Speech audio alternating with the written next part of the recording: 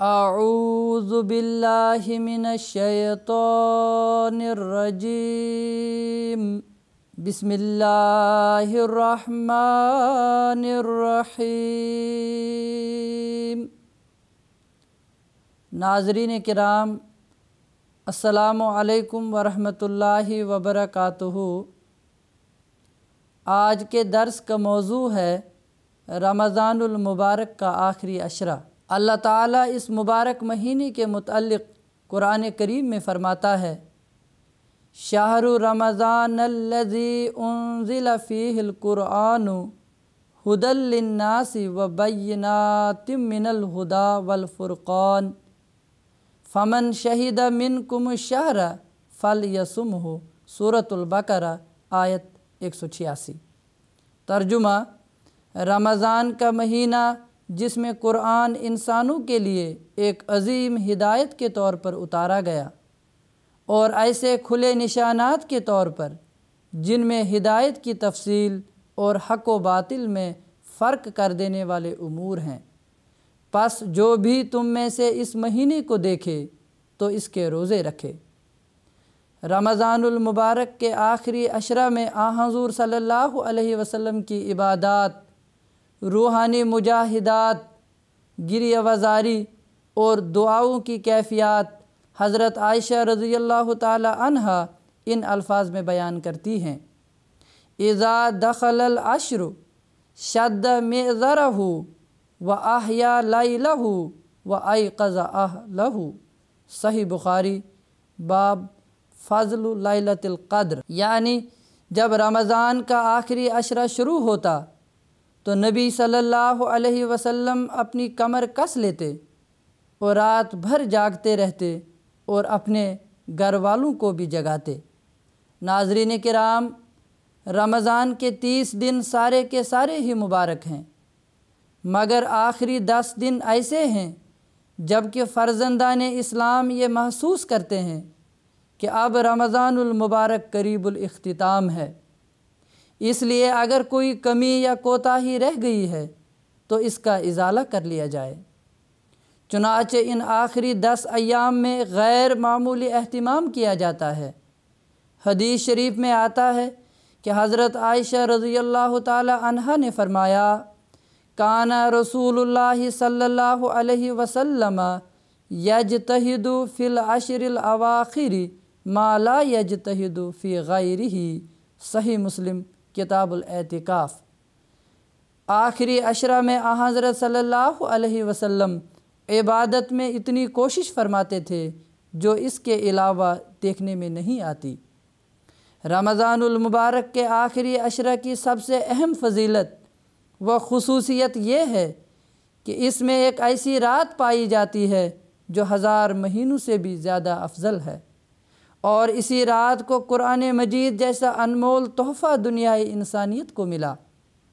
اللہ سبحانہ و تعالی نے اس رات کی فضیلت میں پوری سورت نازل فرمائی۔ آپ صلی اللہ علیہ وسلم نے فرمایا: اس میں ایک ایسی رات ہوتی ہے جو 1000 مہینوں سے بہتر ہے، اور جو بھی ایمان اور رضائے الہی کی غرض سے اس عشرے کی راتوں میں عبادت کی غرض سے اٹھے تو اس کے سابقہ گناہ معاف کیے جائیں گے۔ صحیح بخاری۔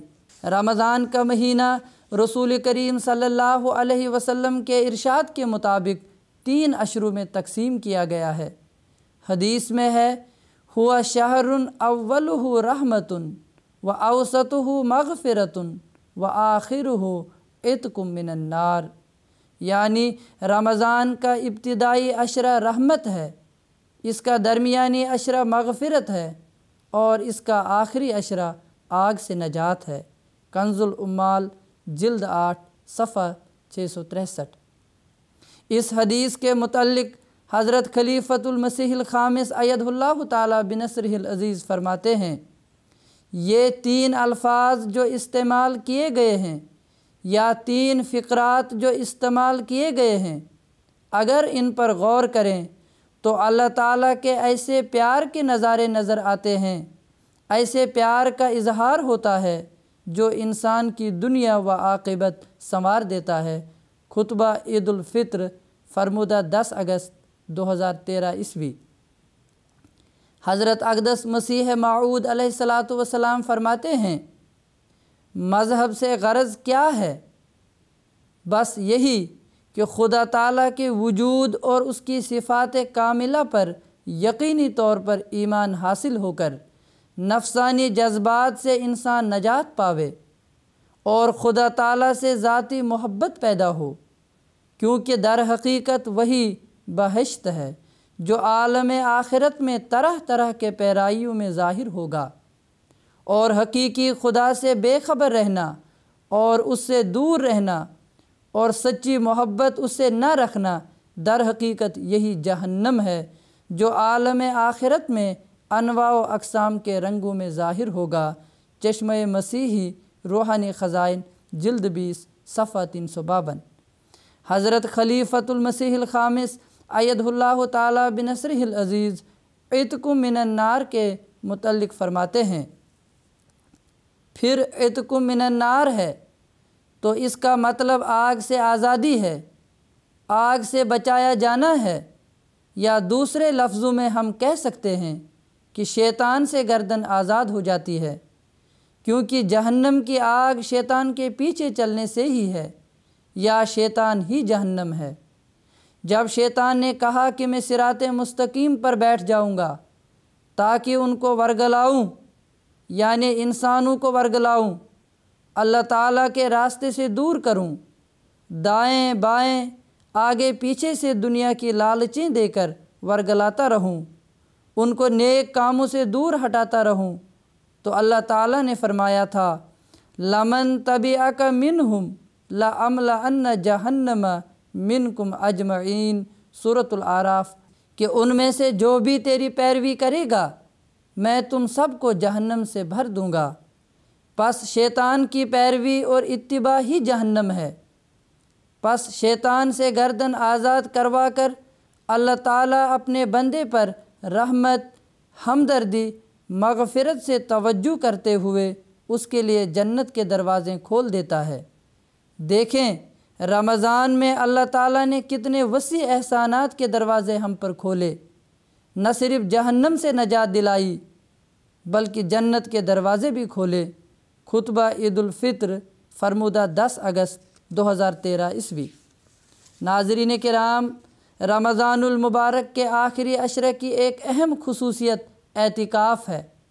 آپ صلی اللہ علیہ وسلم کا مبارک معمول تھا کہ رمضان المبارک کے آخری عشرہ میں اعتکاف فرماتے تھے، جیسا کہ حضرت ابو ہریرہ رضی اللہ تعالی عنہ سے روایت ہے کہ رسول اللہ صلی اللہ علیہ وسلم 10 دن کا اعتکاف کرتے تھے۔ البتہ جس سال آپ کا انتقال ہوا اس سال آپ نے 20 دن کا اعتکاف کیا۔ بخاری ابواب الاعتکاف۔ حضرت خلیفۃ المسیح الثالث رحمہ اللہ تعالی فرماتے ہیں، پس ان آخری دنوں میں اعتکاف بیٹھنے کی ایک غرض یہ بھی ہے کہ لیلۃ القدر کی تلاش کی جائے۔ رسول کریم صلی اللہ علیہ وسلم بھی اس رات کی تلاش کے لیے ان دنوں میں اعتکاف بیٹھا کرتے تھے، اور اللہ تعالیٰ جس کو یہ رات دکھا دے اور جس خوش قسمت کو وہ گھڑی نصیب ہو جائے جس میں اللہ تعالیٰ اپنے بندوں کی دعائیں بڑی کثرت سے سنتا ہے، تو اسے پورا فائدہ اٹھانا چاہیے۔ خطبہ جمعہ 22 دسمبر 1967۔ حضرت خلیفۃ المسیح الرابع رحمہ اللہ تعالیٰ فرماتے ہیں، ایک حدیث مسند احمد بن حنبل جلد 2 صفحہ 75 سے لی گئی ہے۔ حضرت ابن عمر رضی اللہ تعالی عنہ بیان کرتے ہیں کہ رسول اللہ صلی اللہ علیہ وسلم نے فرمایا، عمل کے لحاظ سے ان 10 دنوں یعنی آخری عشرہ سے بڑھ کر خدا تعالیٰ کے نزدیک عظمت والے اور محبوب اور کوئی دن نہیں ہے۔ عمل کے لحاظ سے جو ان دنوں میں برکت ہے ایسے اور کسی عشرے اور کسی دن میں برکت نہیں ہے۔ پس مبارک ہو کہ ابھی کچھ دن باقی ہیں اور یہ برکتیں کلیتاً ہمیں وداع کہہ کر چلی نہیں گئیں۔ آپ ان کا استقبال کریں تو آپ کے گھر اتر کر ٹھہر بھی سکتی ہیں، اور یہی حقیقی نیکی کا مفہوم ہے۔ فرمایا نیکی وہ جو آ کر ٹھہر جائے اور پھر رخصت نہ ہو۔ ان ایام میں خصوصیت سے رسول اللہ صلی اللہ علیہ وسلم نے جس ذکر الہی کی تاکید فرمائی ہے وہ ایک ہے تحلیل۔ تحلیل سے مراد ہے لا الہ الا اللہ، دوسرے تکبیر اللہ اکبر اللہ اکبر، تیسرے تحمید الحمدللہ الحمدللہ۔ تو یہ 3 سادہ سے ذکر ہیں جو بآسانی ہر شخص کو توفیق ہے کہ ان پر زور ڈالے۔ خطبہ جمعہ فرمودہ 23 جنوری 1998۔ اللہ تعالی ہمیں رمضان المبارک کے اس آخری عشرہ سے فیض یاب ہونے کی توفیق عطا فرمائے۔ آمین۔ وآخر دعوانا ان الحمدللہ رب العالمین۔